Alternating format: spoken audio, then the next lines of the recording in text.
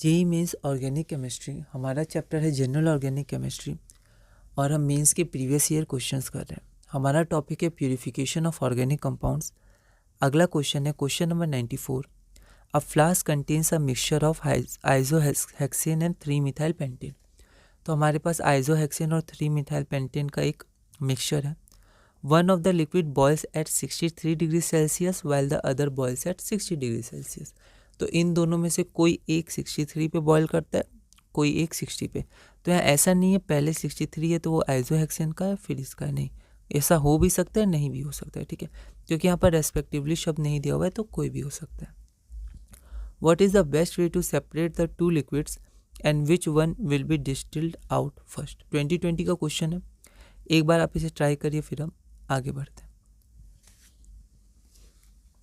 तो यहाँ आप देखिए कि यहाँ दोनों के डिफरेंस क्या है। बॉइलिंग पॉइंट में 3 डिग्री सेल्सियस है, मतलब बॉइलिंग पॉइंट जो है वो ज़्यादा डिफरेंट नहीं है दोनों में।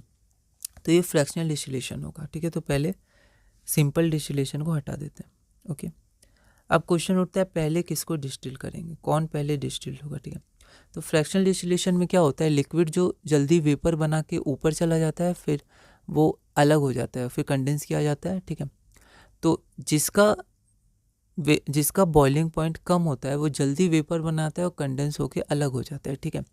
और जिसका बॉइलिंग पॉइंट ज़्यादा होता है तो वो थोड़ा सा ऊपर जाता है फ्रैक्शनलेटिंग कॉलम में और फिर वापस नीचे आ जाता है कंडेंस होके, ठीक है।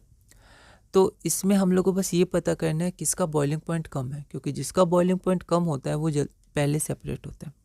पर हम ये नहीं कह सकते 60 डिग्री बाद में 3 मिथाइल पेंटेन बाद में 3 मिथाइल पेंटेन होगा। ऐसा हो भी सकता है, नहीं भी, क्योंकि हम लोग श्योर नहीं है कि क्या 3 मिथाइल पेंटेन का ही 60 डिग्री है।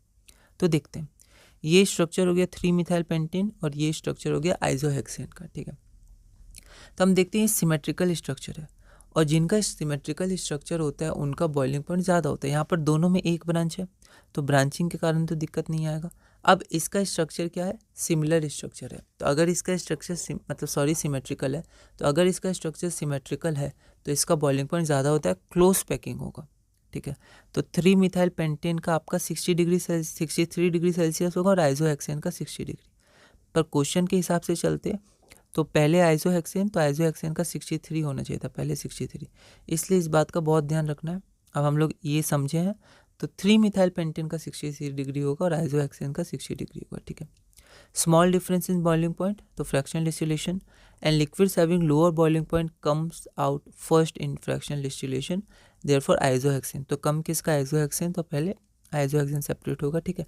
आप इसका डायग्राम देख सकते हैं, ठीक है। तो इसमें समझाया गया है, एनसीईआरटी आप रीडिंग ज़रूर करिएगा। तो यहाँ हमारा आंसर ए हो जाएगा।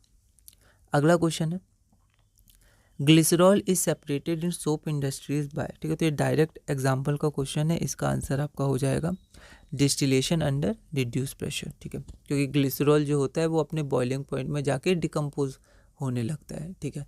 तो इसलिए प्रेशर को रिड्यूस करके उसका बॉइलिंग पॉइंट घटा दिया जाता है। 96 number, which purification technique is used for high boiling point compounds which decomposes near its boiling point। तो फिर से डिकम्पोज हो जाता है बॉइलिंग पॉइंट पे, तो reduction pressure, reduce pressure distillation या डिस्टिलेशन अंडर रिड्यूस प्रेशर, ठीक है। तो उसको उसके बॉइलिंग पॉइंट तक पहुंचने नहीं दिया जाता है, प्रेशर को रिड्यूस करके बॉइलिंग पॉइंट घटा दिया जाता है, क्योंकि ग्लिसरॉल का हाई बॉइलिंग पॉइंट होता है, ठीक है, और वो अपने बॉइलिंग पॉइंट पे डिकम्पोज भी करता है, ठीक है।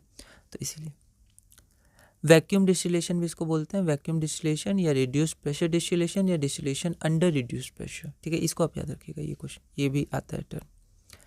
अगला क्वेश्चन है, आपके पास यहाँ पर कुछ लिस्ट 1 में इम्प्योरिटीज़ है और आप कैसे उसको अलग करिएगा।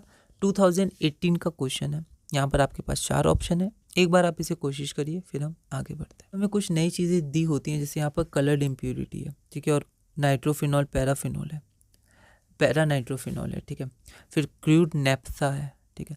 तो जब हमें सब चीज़ नहीं पता हो तो हम लोग पहले उसको जानेंगे या उसको सॉल्व करेंगे जो हमें पता है और ऑप्शन एलिमिनेट करेंगे। तो इसमें हमें पता है जो ग्लिसरॉल और शुगर का मिक्सचर होता है, मतलब ग्लिसरॉल यहाँ आ गया, तो ग्लिसरॉल का जो मिक्सचर होता है उसको अलग करते हैं हम लोग डिस्टिलेशन अंडर रिड्यूस प्रेशर से।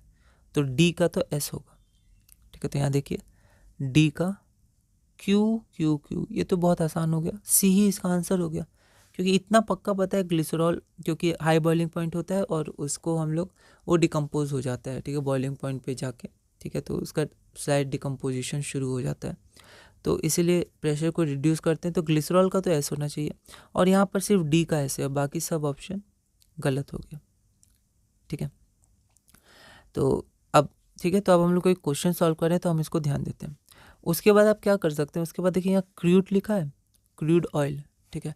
तो जब क्रूड ऑयल का फ्रैक्शनल डिस्टिलेशन होता है तो अलग अलग टेम्परेचर पे अलग अलग प्रोडक्ट्स मिलते हैं, जैसे हमें कैरोसिन मिलता है, नेफ्था मिलता है, डीजल मिलता है, पेट्रोल मिलता है, ठीक है। तो यहाँ जो नेफ्था है वो पेट्रोलियम के फ्रैक्शनल डिस्टिलेशन से हमें एक टेम्परेचर रेंज में प्राप्त होता है, ठीक है। तो क्रूड नेफ्था का आपका हो गया फ्रैक्शनल डिस्टिलेशन, ठीक है। तो सी का क्यू हो जाएगा, तो सी का क्यू ये भी है ना। तो ये दो चीज़ आप याद सकते हैं, क्रूड से क्रूड ऑयल और नेफ्था पेट्रोल डीजल कैरोसिन, ये सब आप ध्यान रखिएगा, फ्रैक्शनल डिस्टिलेशन और पेट्रोलियम से मिलता है। उसके बाद mixture of glycerol and sugar हमारा क्या हो गया, डिस्टिलेशन अंडर रिड्यूस प्रेशर, ठीक है। उसके बाद कलर्ड इम्प्योरिटी हम लोग चारकोल ट्रीटमेंट से करते हैं, ठीक है। तो इसमें चारकोल क्या होता है, एड्जॉर्ब हो जाते हैं, एड्जॉर्प्शन के कारण फिर अलग होते हैं वो। और फिर लास्ट में जो हमारा है कि mixture of orthonitrophenol and paranitrophenol, ये हमारा स्टीम डिस्टिलेशन होता है, ठीक है। तो यहाँ पर आप देख सकते हैं charcoal treatment, coloured impurities, adsorption process होता है उसमें, ठीक है, पार्टिकल्स एड्जॉर्ब हो जाते हैं सरफेस पर। ऑर्थोनाइट्रोफिनॉल हमारा क्या होता है, वो स्टीम डिस्टिलेशन, स्टीम वोलेटाइल होता है क्योंकि इंट्रामोलिकुलर एच बॉन्डिंग बनती है, तो इंटरमोलिकुलर नहीं होता है, जिसके कारण एक मॉलिक्यूल दूसरे मॉलिक्यूल से उसने स्ट्रांगली अटैच या बॉन्ड नहीं बनाता है, क्योंकि एक ही मॉलिक्यूल अपने में ही हाइड्रोजन बॉन्ड बनाता है, ठीक है। तो वो स्टीम वोलेटाइल होता है, ओके।